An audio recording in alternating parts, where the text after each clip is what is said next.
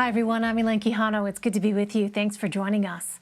President Biden is supporting a ceasefire between Israel and Hamas, as it appears there is no end in sight to the escalating violence. Israeli missiles continued to strike the Gaza Strip Monday, killing at least 7 Palestinians. Close to 200 Palestinians have died since the fighting started there last week. Israeli Prime Minister Benjamin Netanyahu is vowing to continue the air raids until Hamas stops firing rockets over the border. Those rockets, some of which you see here being intercepted by the Iron Dome defense system, have killed 10 Israelis since this fighting began. Here's how the Prime Minister described the situation to John Dickerson on Face the Nation Sunday. We'll do whatever it takes to restore order and quiet and the security of our people and deterrence. We're trying to degrade Hamas's terrorist abilities and to degrade their will to do this again. So it'll take some time. I hope it won't take long, but it's not immediate. Overall, the Biden administration has remained supportive of the Israeli government. On Monday, the U.S. blocked a UN Security Council statement expressing, quote, grave concern over the intensifying conflict and the loss of civilian lives. The White House is also reportedly approving a $735 million weapons sale to Israel. But U.S. Secretary of State Antony Blinken appears to be contradicting the Israeli government. He said he's seen no evidence to back up their claims Hamas was operating in a media building Israel destroyed this weekend. Here's how White House Press Secretary Jen Psaki described the diplomatic efforts. Our calculation at this point is that having those conversations behind the scenes, weighing in with our important strategic partnership we have with Israel, also with other countries in the region, is the most constructive approach we can take. So our approach is through quiet, intensive diplomacy, and that's where we feel we can be most effective. I want to bring in Kris Van Cleave, Anita Kumar, and Sarah Westwood. Kris is a CBS News congressional correspondent. Anita is a White House correspondent and associate editor for Politico. And Sarah is a political and investigative reporter for the Washington Examiner. Welcome to you all. A lot to cover today. Sarah, you noted late last week that President Biden's support for Israel was being criticized by progressives, but now we're seeing more lawmakers from across the spectrum take differing positions from the White House. In what direction do you see pressure building? Pressure definitely is building the most intensely on President Biden from the left. The Overton window for the Democratic Party about Israel has really shifted. The party has moved left on the issue of Israel and Palestine. But Biden isn't really there yet. Biden is more of an old school Democrat who has an old school approach to this, where the alliance with Israel, between Israel and the U.S., is the most important aspect of any conversations about this region. In Congress, you're seeing even traditionally staunch supporters of Israel come out and question why the U.S. isn't talking about the evictions, for example, of Palestinian families that is underpinning this particular flare-up of violence, why the U.S. is not putting more pressure, at least using the aid that it's giving to Israel as leverage to get Israel to stop taking actions against the Palestinians. This isn't the first rift that we've seen between Biden and progressives, but again, as Anita mentioned, Israel was not high on Biden's list of policy priorities when he came into office. And on issues across the spectrum, whether you're talking about gun control, whether you're talking about raising the refugee cap, Biden is sticking to what he came into office to do. That's focusing on COVID, focusing on China. And his reluctance to turn to these other issues, even when they're becoming urgent, has rankled progressives who think he should, for example, take up a gun control bill because there has been a rise in violence.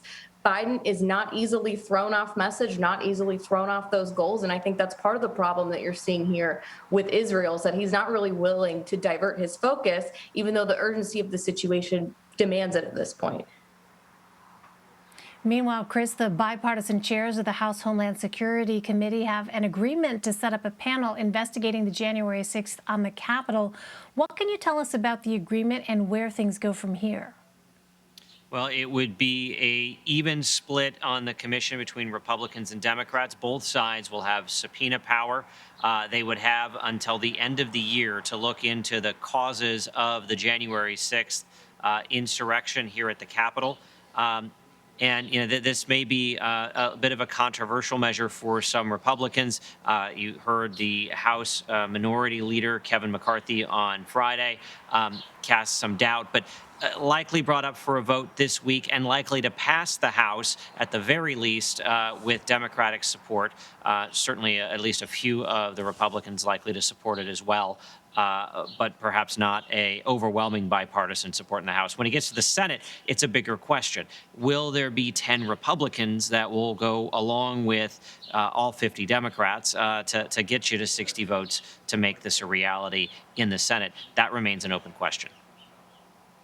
Well, Sarah, new CBS News polling shows that 2/3 of Republicans don't think President Biden legitimately won in 2020. So do you see most Republicans in Congress as ready to do a deep dive into what happened on January 6th? I think you're seeing a lot of reluctance from Republicans to turn their attention back to the riots on January 6th.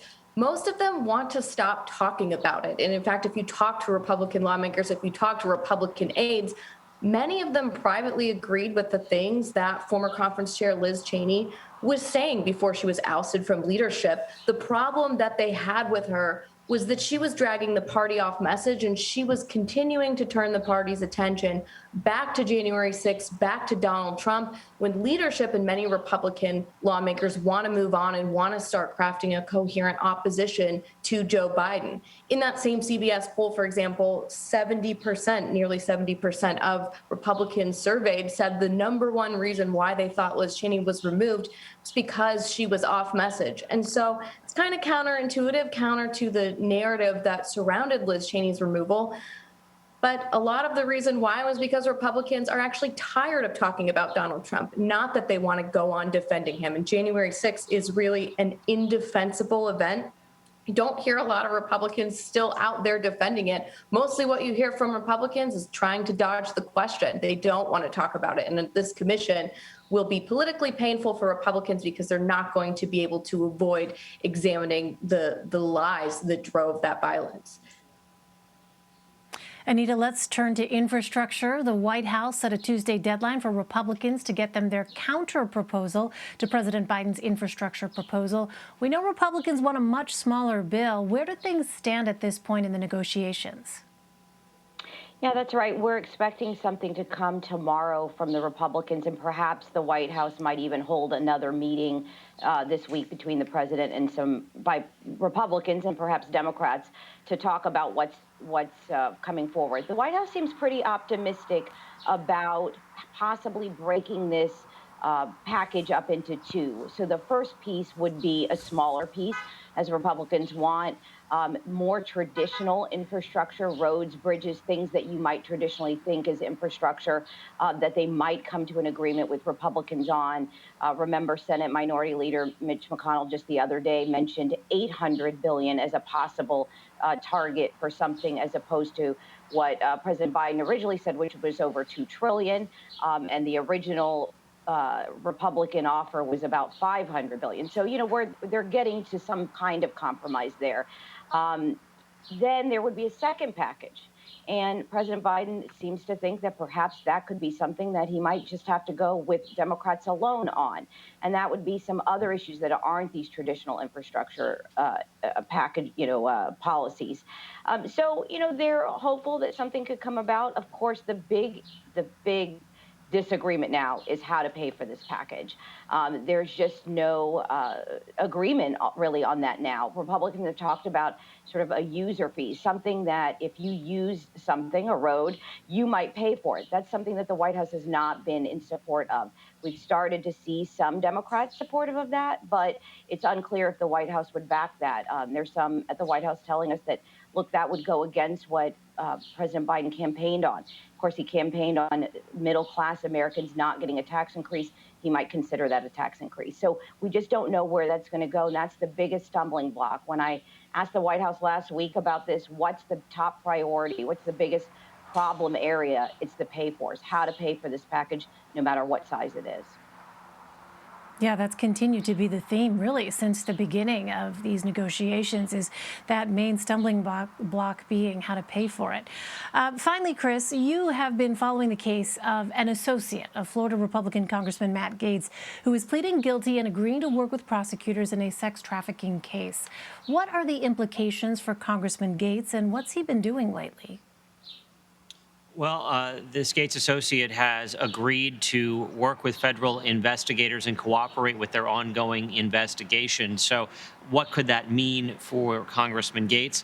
Well, if his former associate then decides to name him as somebody who participated in illegal acts, that could be certainly damaging for the congressman and put him into some legal jeopardy for sure. We have been staked out outside of his office all day. We are yet to see Congressman Gaetz. He was in Ohio over the weekend speaking at a local GOP rally where he said he was falsely accused. He has continued to deny any wrongdoing consistently since this story broke, although we know that federal investigators are looking at his conduct as well as particularly in relation to a 17-year-old girl that could put him at could make him vulnerable to charges of sex trafficking, among other things. So that investigation continues. This associate of his has pleaded guilty and is now cooperating or continuing to cooperate with investigators. All right, Kris Van Cleave, Anita Kumar, and Sarah Westwood, thanks to you all. Really appreciate it.